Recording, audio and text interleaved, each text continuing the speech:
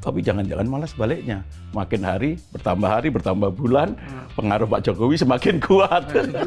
Ya Pak Jokowi emang udah nggak betah di Solo kan. Dia maunya kembali lagi ke Jakarta kali, menjadi ke pusat politik nasional. Jadi ketika dia mau eksis tetap di dunia politik, ya dia mesti dengan kebijaksanaan yang lebih tinggi lagi. Bukan yang ngurusin mengendos 80 calon kepala daerah, itu kan menurunkan kelas dia tuh sebagai mantan presiden. Sebenarnya padahal yang kita harapkan dari dia kan wise-nya gitu kan. Tapi memang Pak Jokowi ini mantan terindah untuk mendukung ya.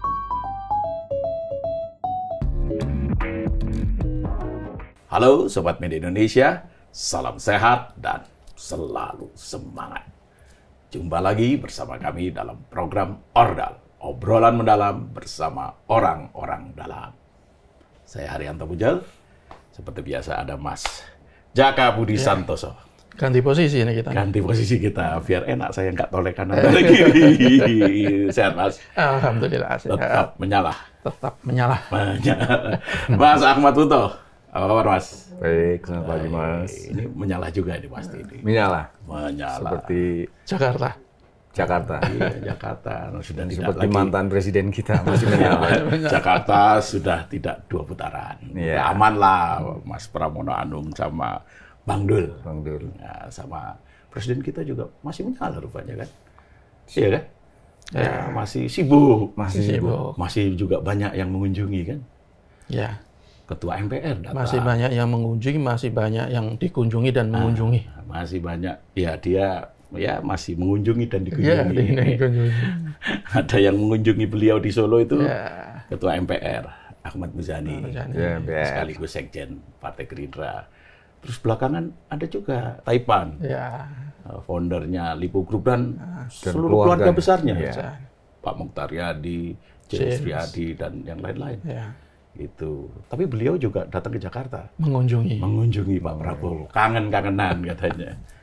Tapi kalau saya lihat di IG-nya beliau, Pak Jokowi, itu memang konten kreator yang cukup aktif juga. Nonton sepak bola, diposting. Yang terakhir tuh ada 2 orang warga dari Riau, kalau di sana itu menghadang mobil beliau. Sampai menyembah-nyembah gitu, akhirnya diterima sama beliau.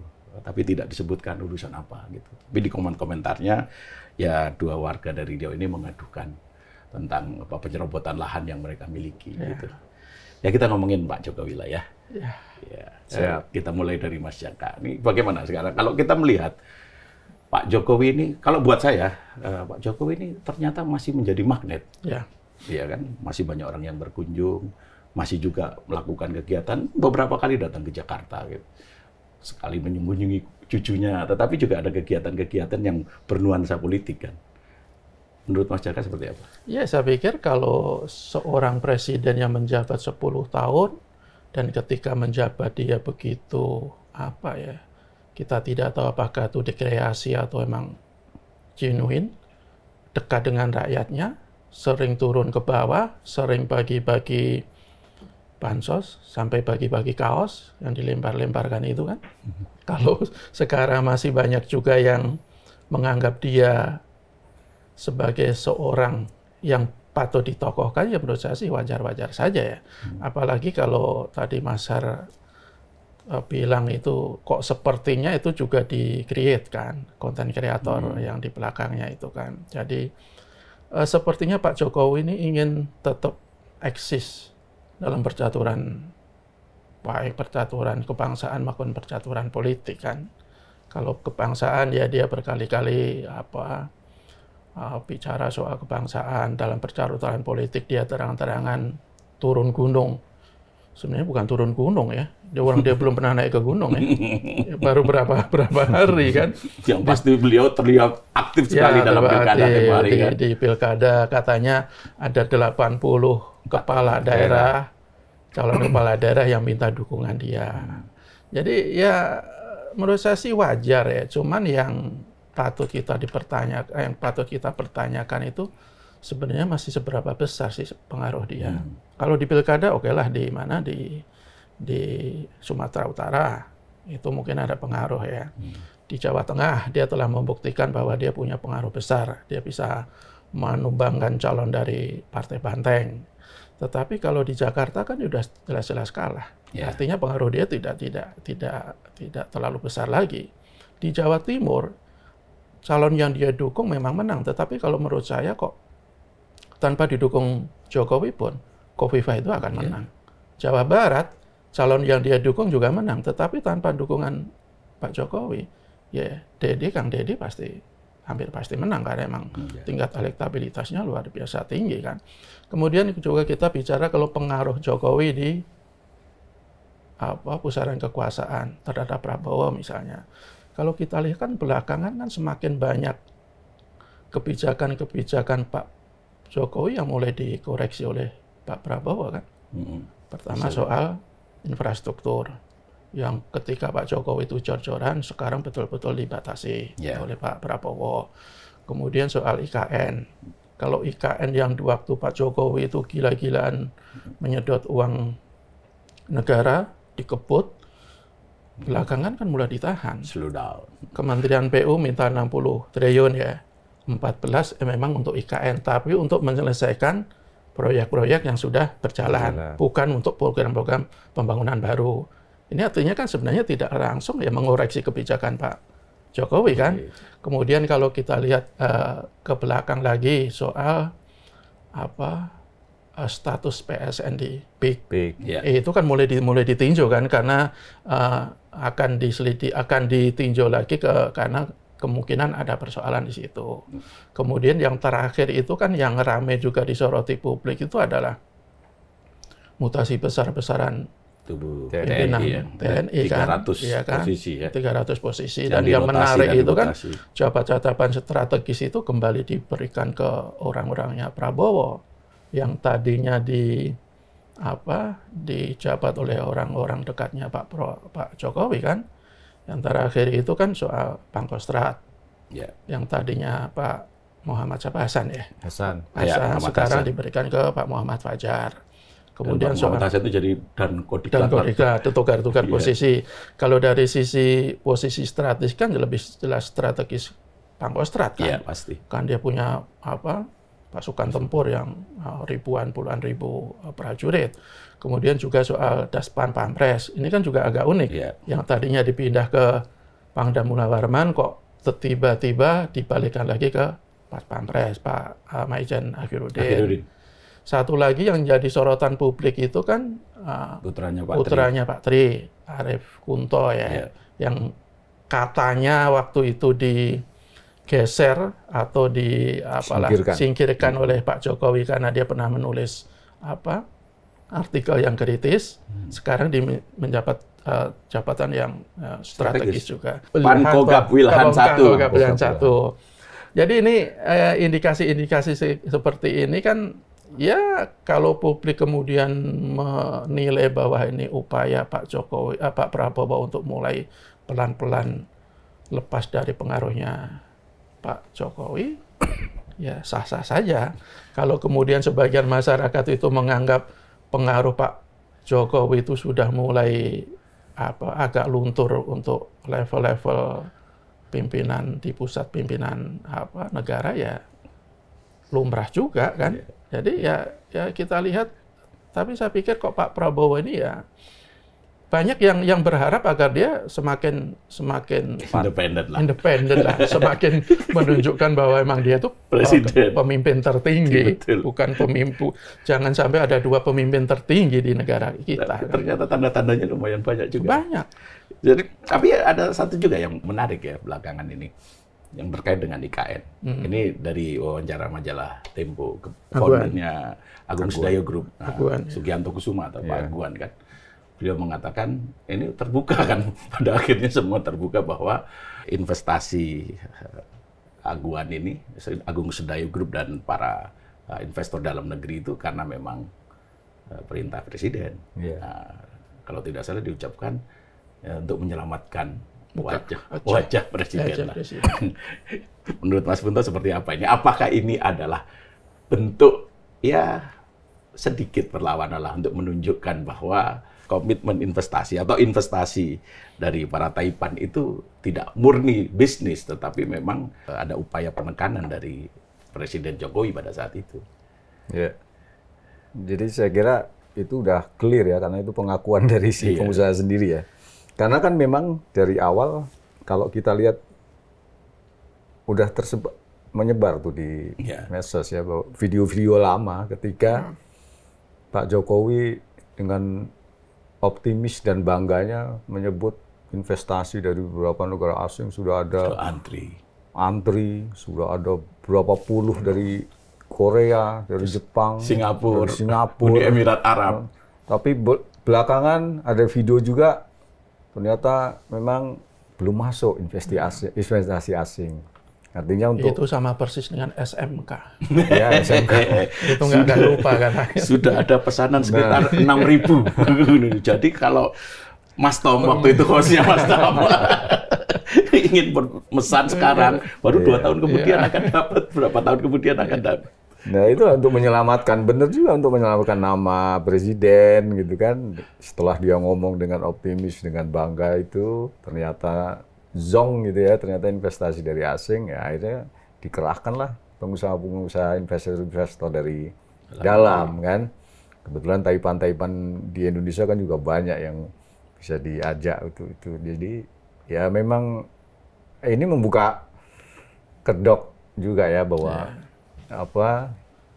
pembangunan IKN itu sebenarnya memang belum siap sepenuhnya sebenarnya dulu. Jadi bahwa asumsi-asumsi publik bahwa pembangunan IKN ini dipaksakan untuk menjadi legasi dari Pak Jokowi, ya memang benar adanya karena terbukti satu itu pengakuan dari beberapa investor dalam negeri yang memang ternyata ini atas perintah presiden untuk menyelamatkan nama. Kemudian kedua, jadi realisasi pembangunan aja sampai sekarang kan masih, saya nggak tahu berapa persen ya, tapi kita lihat dari kemarin putusan Pak Prabowo bahwa dia mungkin akan mulai berkantor baru 2028.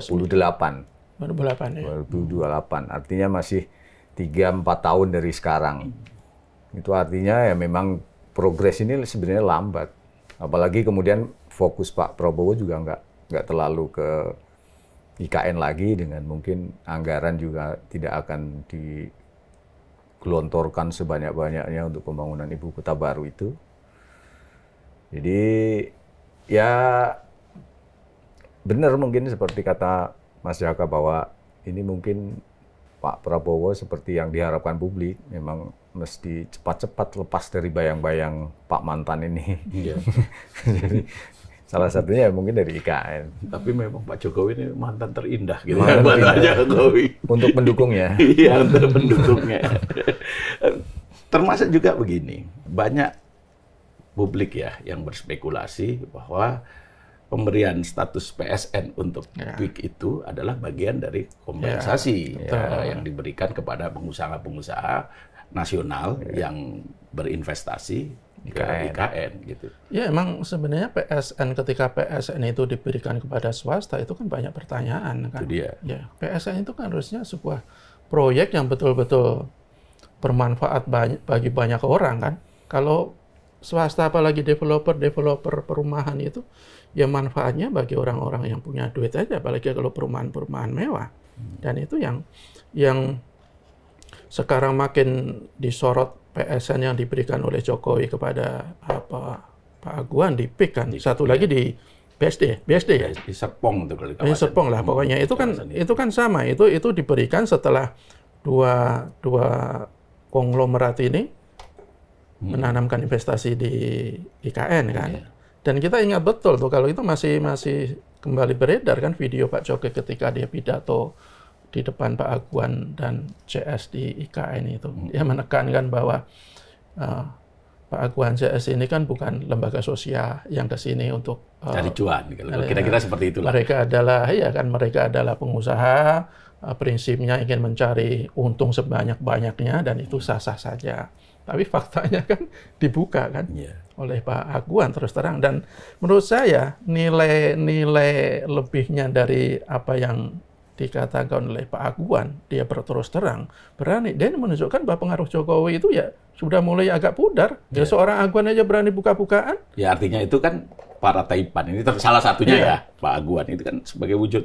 Ya kita bisa Pak, berspekulasi juga bahwa ini adalah langkah untuk udah mulai mengambil ancang-ancang untuk meninggalkan Pak Jokowi. Oh iya. Kan seorang pengusaha itu kan mereka pragmatis kan.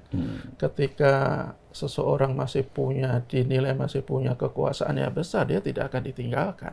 Kalau ini kan kesannya kan Pak Aguan ini mulai meninggalkan Pak Jokowi karena membuka ke publik betapa dalam tanda kutip kebohongan Pak Jokowi terkait IKN kan. Jadi ya menurut saya kok memang masih cukup lah pengaruh Pak Jokowi itu terutama di kalangan masyarakat yang biasa ya. Tetapi kalau untuk para pengusaha, para elit-elit politik dan para pemegang kuasa kok sudah mulai agak pudar. Satu lagi mungkin yang bisa jadi pembenaran atau penguat asumsi ini adalah pertemuan Pak Jokowi dan Pak Prabowo sebelum keputusan diputuskannya satu putaran atau dua putaran kan, ini kan. Kabarnya kan membicarakan juga soal rencana untuk mengajukan gugatan ke MK, pokoknya skenario-nya harus 2 putaran. Kan? Tetapi belakangan Pak Prabowo memutuskan untuk tidak memaksakan 2 putaran. Berarti keinginan Pak Jokowi ini kan sudah berbeda. Sudah tidak terlalu dinilai Pak Prabowo kan. Ya saya pikir Pak Prabowo juga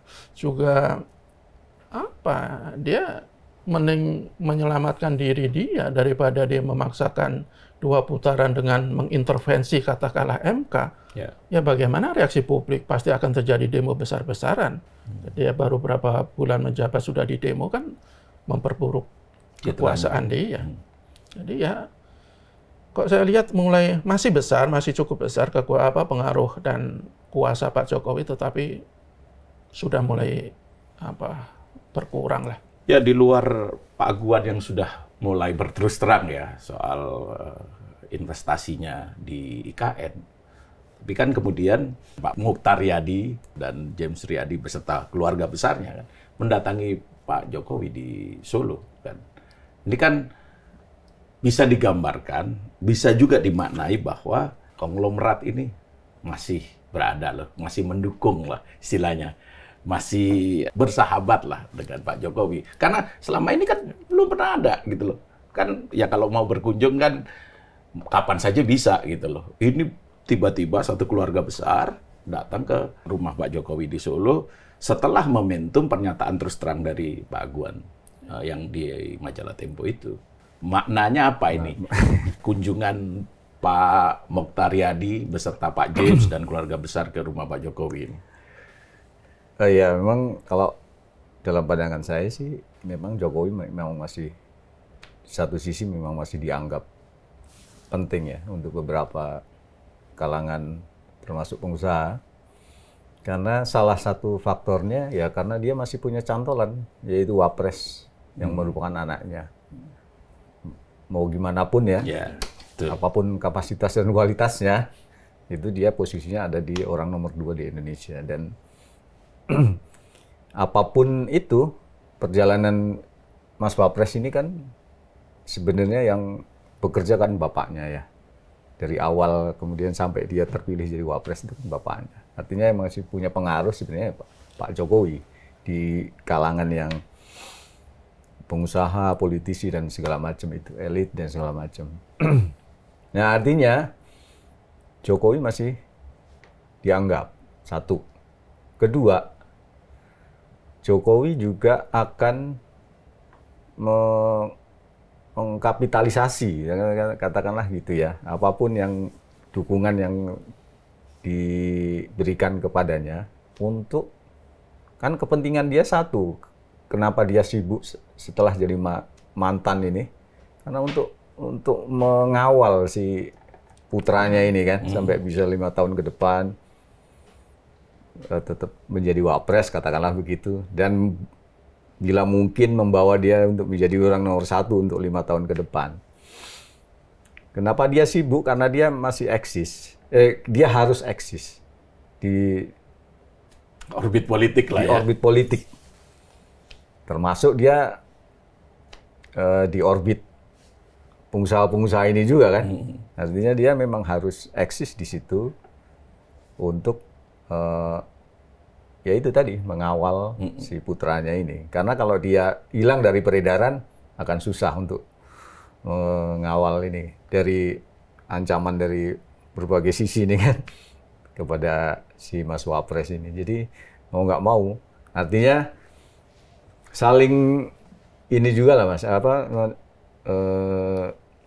saling memberi dan menerima manfaat antara yang didukung dan yang mendukung ini kan. Simbiosis mutualisme. Ya, simbiosis mutualisme antara politisi dan pengusaha kan ini memang ini ya. Jadi walaupun mantan ini kan tetap jadi politisi yang mesti tetap namanya mesti dihormati lah, katakanlah gitu ya.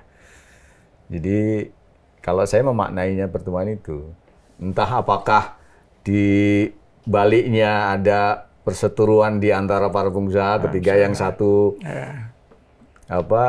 membuka mengaku bahwa IKN bla bla bla, ternyata yang satu ingin mengonfirmasi membela dan menjelaskan ke Pak Jokowi bahwa mungkin nggak seperti itu, kita nggak tahu ya. Mungkin aja ada di balik itu. Tapi kalau dari sisi yang publik melihat kan begitu. Jadi si pengusaha juga butuh sebagai Jokowi sebagai mantan dan juga bapak dari Wapres, sementara Jokowi juga butuh mereka untuk eksistensi dia sendiri di perpolitikan nasional gitu. Iya, karena Pak Mokhtar Riyadi dan Pak James Riyadi itu kan pengaruhnya juga cukup besar di jagat politik kita. Bahkan di luar negeri, di Amerika itu dulu sempat begitu memiliki kedekatan dengan Bill Clinton, kan termasuk bilang, juga dengan Donald Trump. Ya.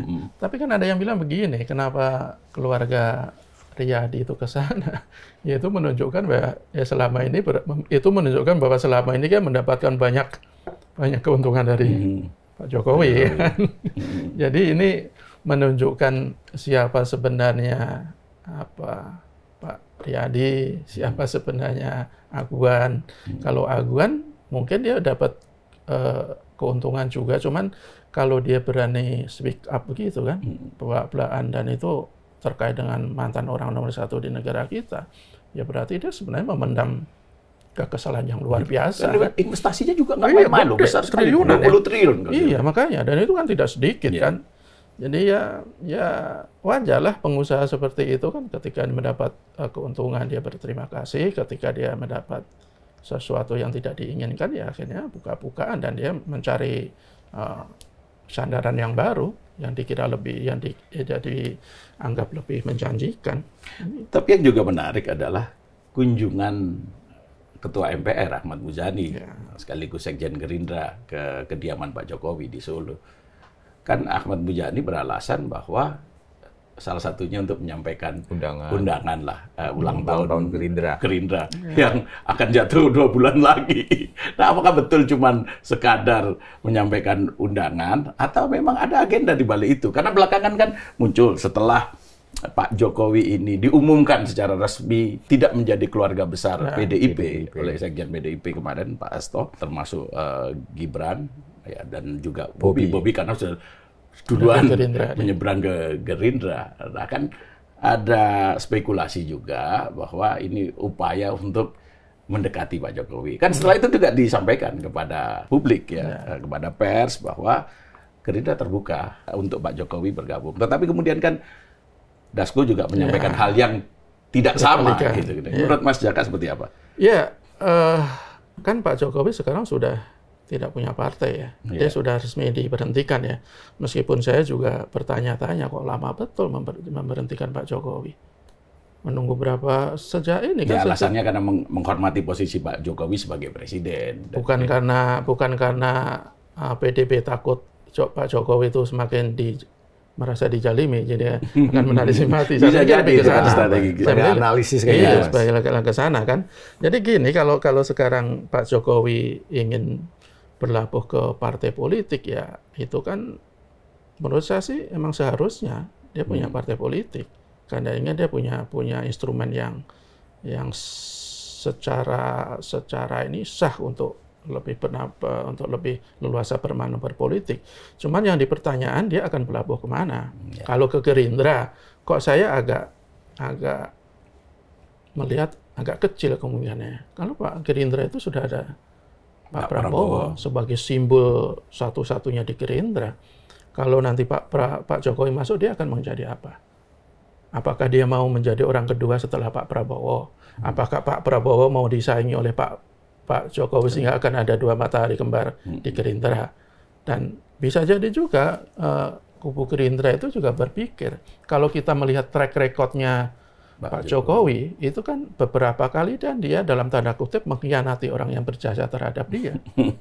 Ketika dia menjadi gubernur DKI Jakarta waktu itu kan Pak Hasyim terang-terangan bahwa dia yang membiayai itu Pak Prabowo, kalau tidak salah hampir 60 miliar ya.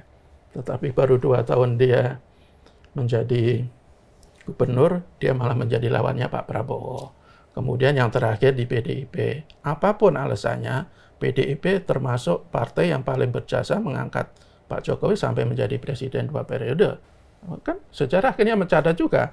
Dia dalam tanda kutip juga mengkhianati. Jadi mungkin akan ada pertimbangan-pertimbangan seperti itu.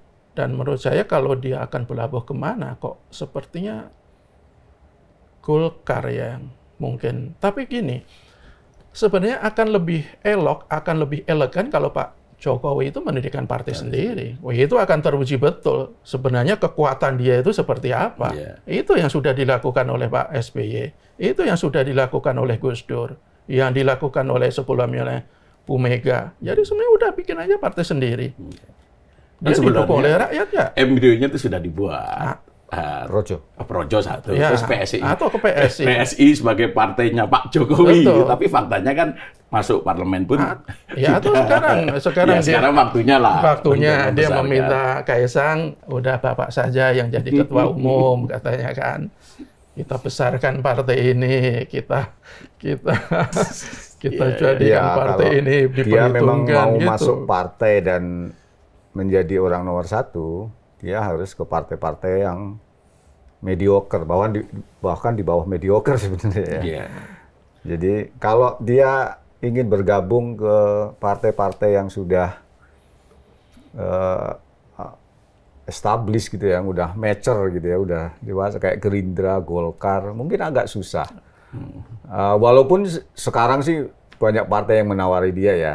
Gerindra, Golkar, PAN akan menggelar karpet biru katanya buat Pak Jokowi. Tapi dalam prakteknya nanti kan belum tentu semua orang di partai itu akan terima ketika dia langsung menjadi orang nomor 1. Kalau mau jadi sekedar anggota biasa ya silakan gitu kan. Tapi belakangan Pak Jokowi juga ketemu kader partai Persatuan Pembangunan, ketemu Romahur Muzi, terus dikunjungi oleh Sandiaga Uno di Solo, ketemu Romahur Muzi itu di Jakarta. Kita belum tahu persis ya mengapa Pak Jokowi belakangan ini intens bertemu dengan tokoh-tokoh partai. Ya kan, Gerindra ketemu dengan P3 juga ketemu kan. Ya saya kira dia memang baru mencari-cari kesempatan di banyak partai gitu. Siapa yang bisa dia masuki dan langsung dia jadi pimpinan tertinggi katakanlah gitu.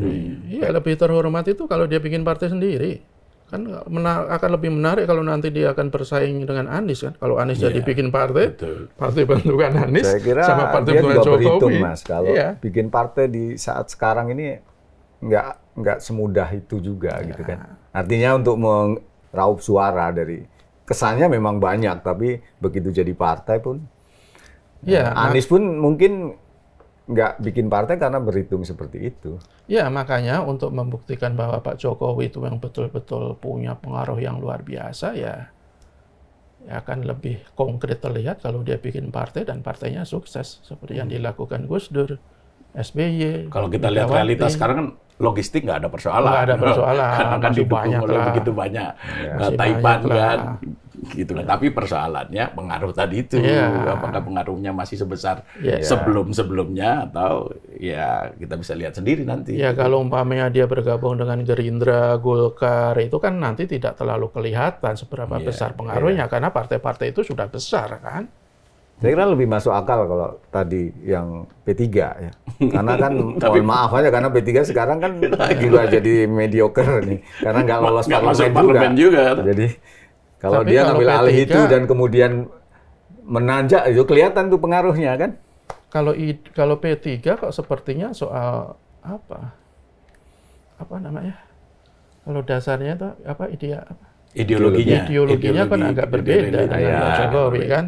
Yang P3 kan jelas-jelas Islam. Tapi dalam politik itu masih kayak begitu. Tapi saya kecil kemungkinan. Iya, memang kecil sekali. Kecil. Ya, tapi gini, selain Pak Jokowi juga ada peristiwa yang cukup menarik nih.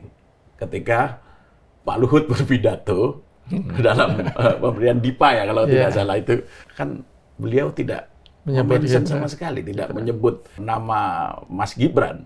Padahal sebagai wakil presiden beliau hadir, gitu. 2 kali itu tidak disebutkan. Ini sengaja atau memang ada unsur ketidaksengajaan, gitu. Gimana Mas? Dia mungkin lupa ya. Tapi 2 kali loh itu. Udah jelas.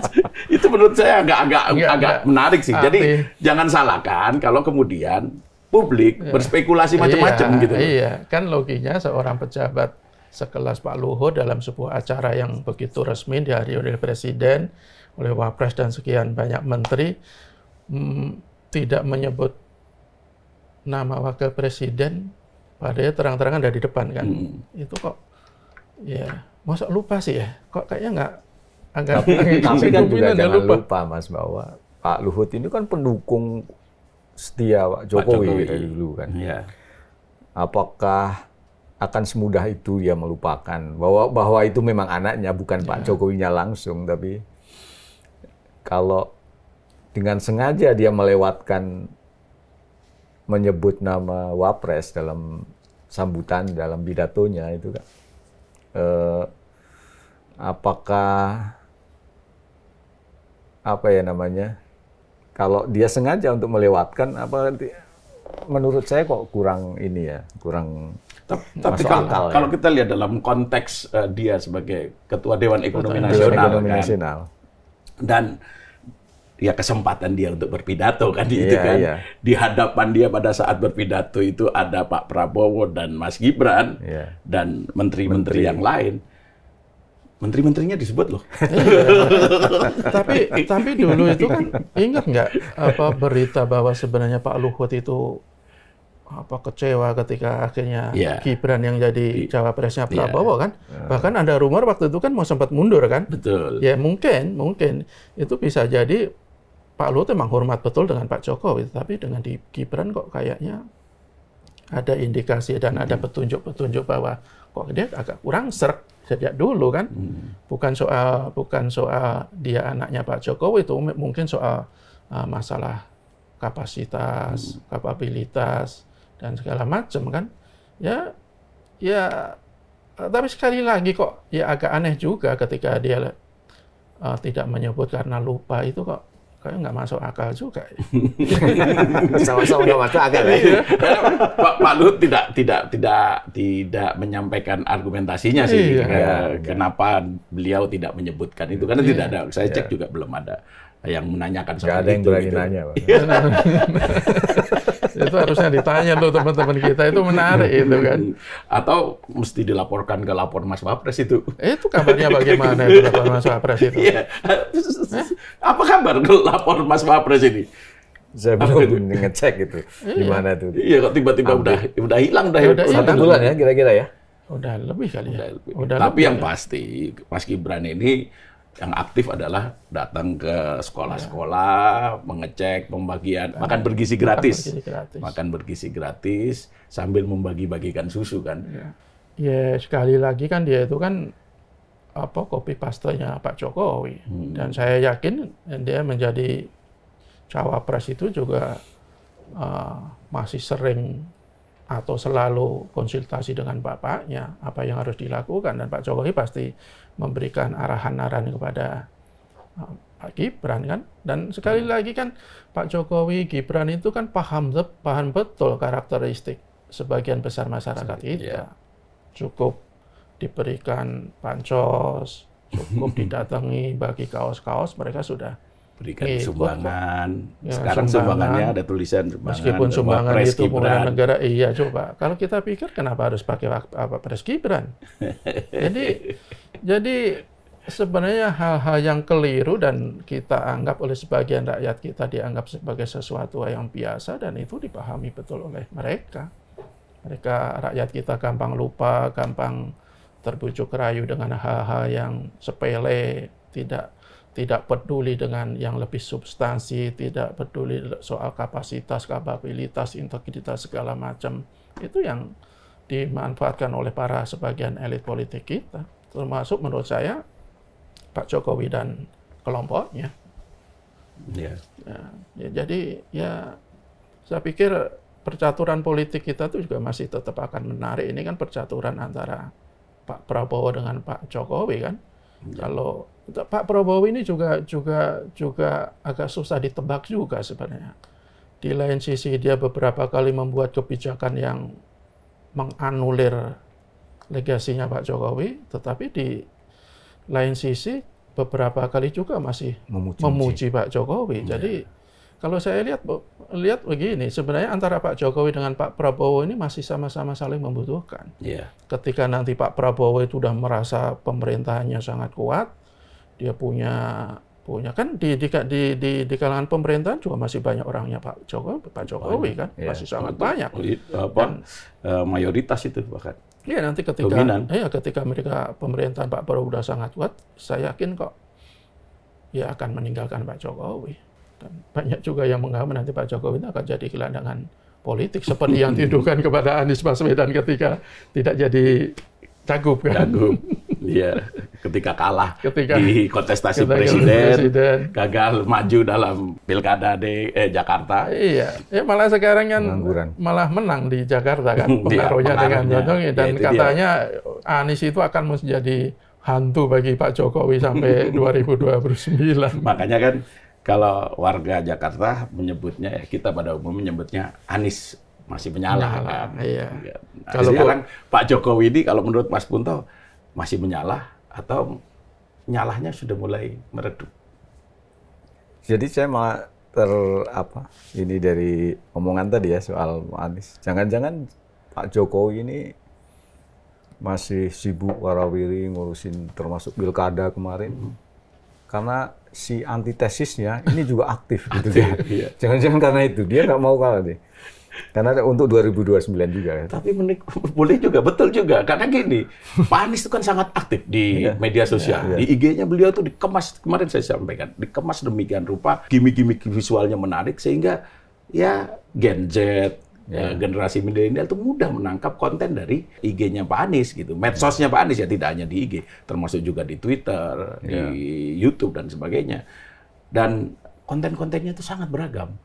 Tidak sekadar kegiatan Pak Anies saja, tetapi juga ada hal-hal yang bermanfaat, misalnya sejarah, misalnya buku-buku yang menarik, terus informasi-informasi yang terkait dengan anak-anak muda misalnya, itu ada itu di konten media sosialnya Pak Anies. Nah, Pak Jokowi juga demikian. Pak Jokowi melaporkan kegiatannya dari Solo ke Jakarta, divideokan dari belakang ketika mau naik pesawat, terus kemudian disambut oleh warga, masuk ke masjid, disalami oleh umat, jemaah gitu maksudnya. Makanya itu banyak sekali. Saling menghantui antara orang ini. Barangkali mereka berdua ya Pak Anies dan Pak Jokowi ini memang ya sama-sama merebut pengaruh melalui saya. Sekarang instrumennya lewat mana lagi kalau tidak lewat media sosial kan?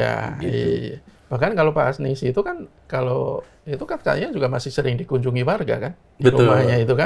Jadi memang dia juga masih dianggap. Makanya kemarin ketika Khodari bilang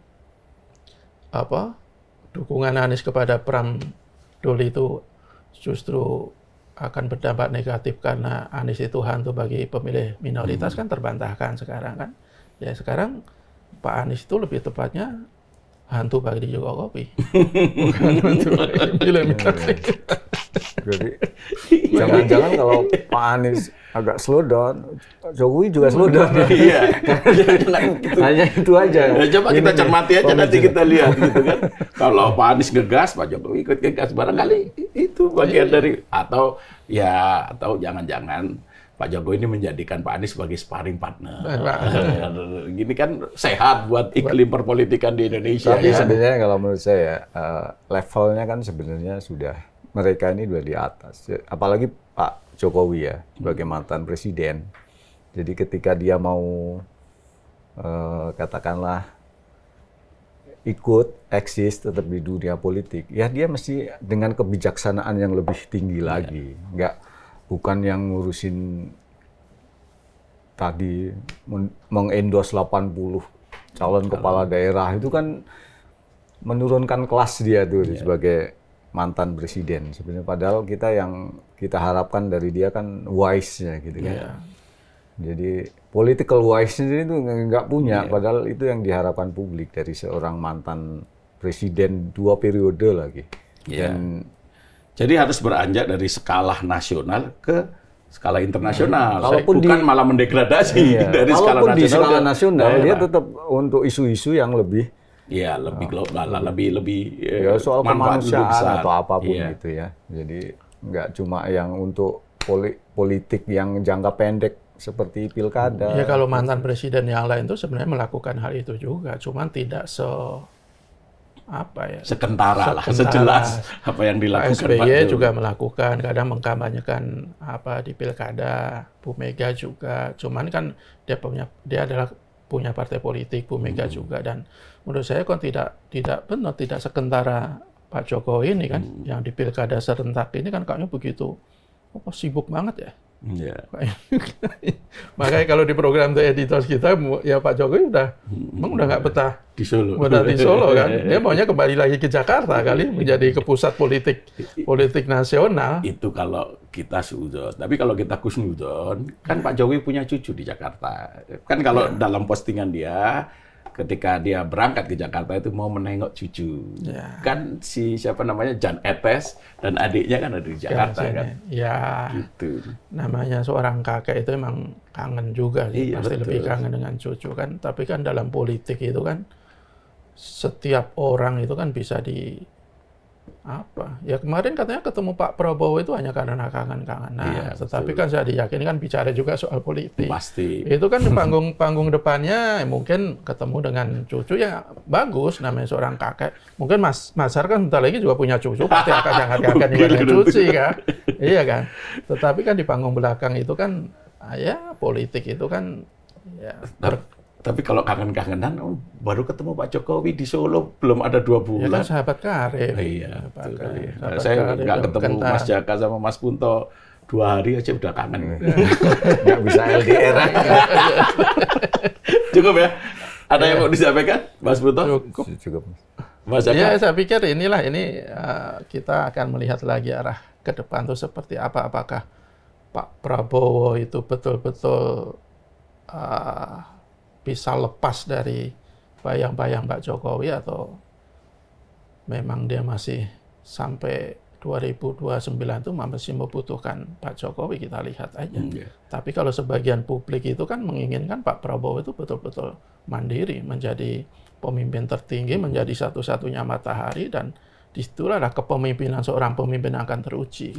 Saya kira sih itu. Tapi jangan-jangan malah sebaliknya. Makin hari, bertambah bulan, pengaruh Pak Jokowi semakin kuat. Kan bisa saja terjadi bisa itu kan. Gitu kan? Ya, bisa. Ya tergantung Pak Prabowo. Kuncinya di Pak Prabowo. Iya, kuncinya Pak Prabowo. Kalau Pak Prabowo memberikan peluang seperti itu, ya Pak Jokowi akan semakin kuat. Dan jangan salah duga juga, malah jangan nanti bisa-bisa pengaruh Gibran sebagai wakil presiden juga semakin dominan. Karena kalau kita lihat langkah yang dia buat sekarang, itu langkah yang memang membuat publik akan tertarik pada dia. Gitu. Dan jangan salah, kalau suatu saat Mas Gibran itu akan jadi presiden. Karena investasinya sudah dipupuk dari jauh-jauh hari, dari sekarang. Dan dia punya modal yang sangat kuat untuk memupuk investasi itu kan. Pertama dia sebagai wapres, kedua dia masih punya Pak Jokowi. Dan strategi bagi-bagi masih terus berjalan kan. Dan itu sangat efektif. Suka atau tidak suka, baik atau tidak baik, itu efektif di kalangan masyarakat kita. Oke, baik. Dengan kata lain, kesibukan Pak Jokowi 5 tahun mendatang nggak akan turun ya. Nggak akan turun. Dan dia menikmati itu. Dia akan sibuk terus. Dia akan menikmati itu. Energi masih ada. Demi Mas Wapres. Oke, baik. Sobat Media Indonesia, Demikian perbincangan kami, semoga bermanfaat. Salam sehat.